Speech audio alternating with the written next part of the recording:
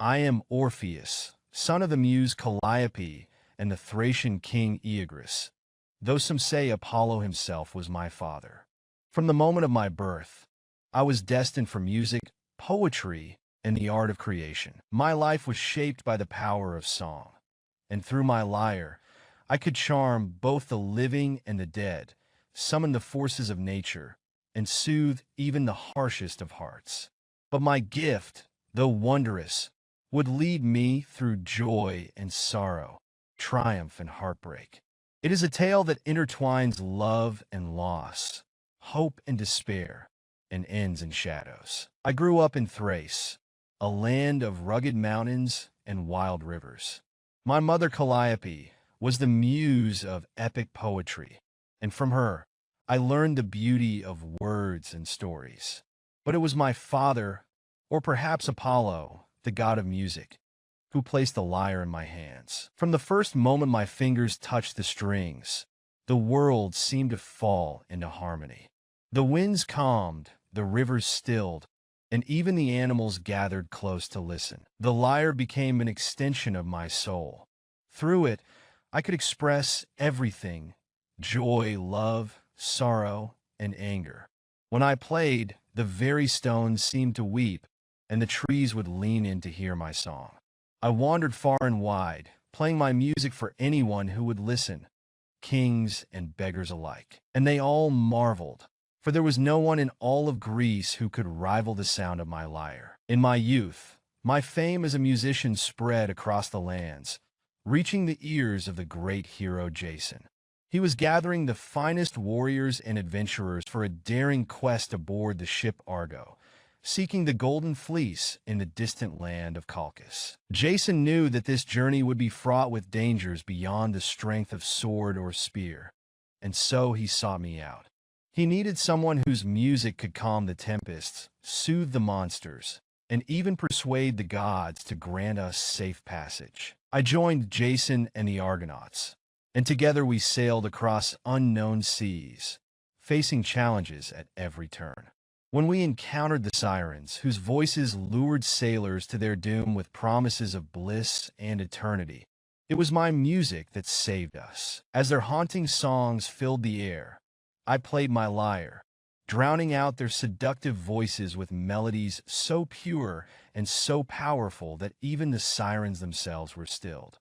They knew they had been bested, and we sailed past their deadly rocks unscathed. My music became a shield for the crew, warding off danger, calming fears, and giving strength when all seemed lost. It was not just the strength of heroes that won the Golden Fleece, but also the power of song. Of all the gifts the gods had bestowed upon me, the greatest by far was the love I found with Eurydice. She was a nymph, as radiant as the dawn, with a voice like the whisper of leaves in a summer breeze. From the moment I met her, my heart belonged to her, and she to me. Our love was perfect, the kind of love that poets sing of for ages. Together, we wandered the forests and fields, sharing our days in happiness, my lyre always accompanying our steps. But fate, as it so often does, was cruel. One day, as Eurydice wandered through a meadow, she was bitten by a serpent hidden in the grass. The venom coursed through her veins, and before I could reach her, she was gone, her spirit slipping into the cold, dark world of the dead. I was shattered.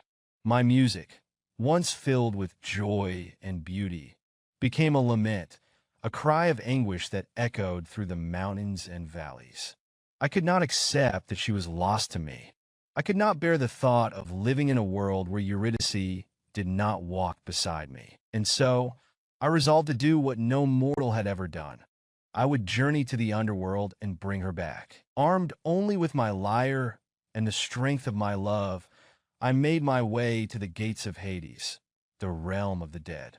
There, at the river Styx, I sang to Charon, the grim ferryman, and persuaded him to carry me across. As I entered the shadowed halls of the underworld, I played my lyre, filling the darkness with light, my notes echoing off the walls of that cold, forgotten place. The dead gathered around me, drawn to the sound, their sorrow eased for the first time since their souls had left the world of the living. Even the three-headed dog Cerberus, guardian of the gates, lay down at my feet, lulled into slumber by my music. Finally, I stood before Hades and Persephone, the king and queen of the dead. I played for them the song of my love for Eurydice, pouring all my grief, my hope, and my longing into each note. I sang of our life together, of the beauty we had shared, and of the terrible void that had opened within me when she was taken from me. The music touched even the cold hearts of the rulers of the dead. Hades, though stern and unyielding, was moved by my song, and he granted me a single chance. Eurydice would follow me back to the world of the living, but under one condition.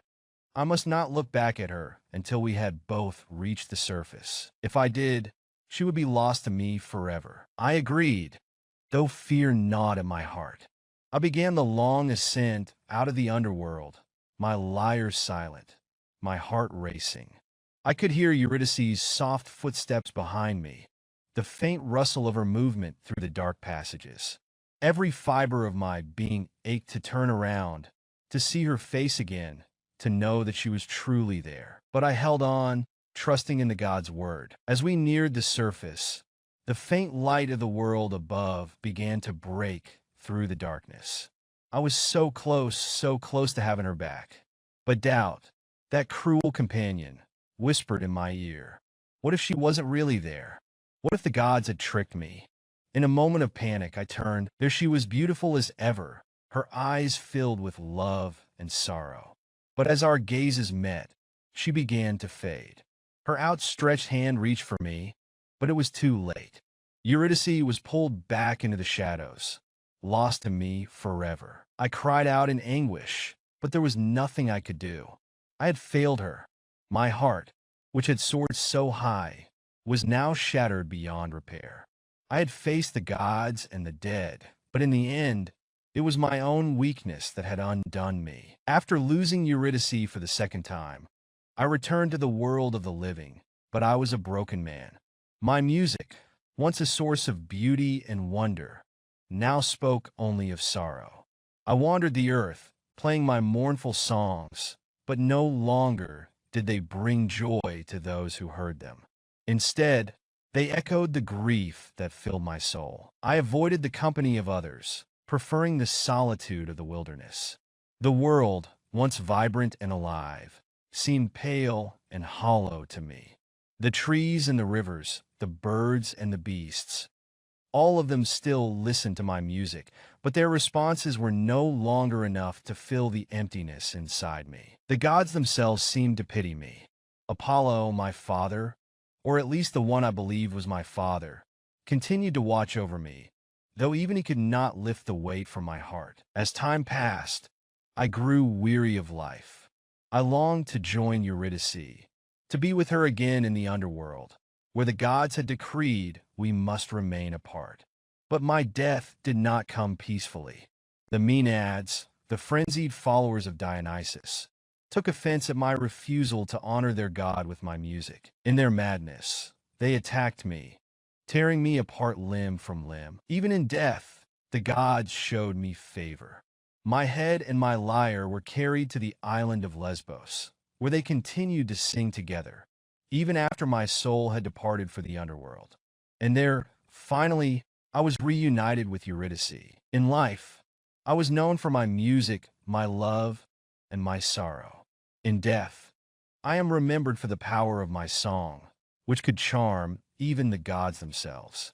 My story, like my music, is filled with both light and darkness, joy and despair. But through it all, the love I had for Eurydice remains eternal, a flame that not even death could extinguish. I am Orpheus, and my song will never die.